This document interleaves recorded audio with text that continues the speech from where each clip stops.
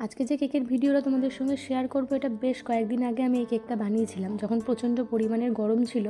তখন এটা আমার এক বান্ধবীর বরের জন্মদিন ছিল। এখানে কেকটা করতে গিয়ে কি অবস্থা হয়েছে সেটার জন্য আমি আরও ভিডিওটা তোমাদের সঙ্গে শেয়ার করলাম যে এত গরমে আমাদের কাজ করতে কতটা অসুবিধা হয়।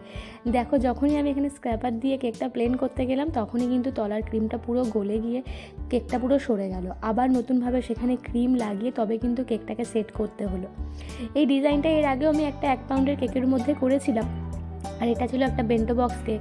তাই এই ঘটনাটা ঘটেছে বলে আমি তোমাদের সঙ্গে আবারও এই ভিডিওটা আমি শেয়ার করলাম যে আমরা হোম বেকারসরা এত গরমের মধ্যেও যে কত কষ্ট করে কেকগুলো আমরা রেডি করছি সেটাই দেখানোর জন্য।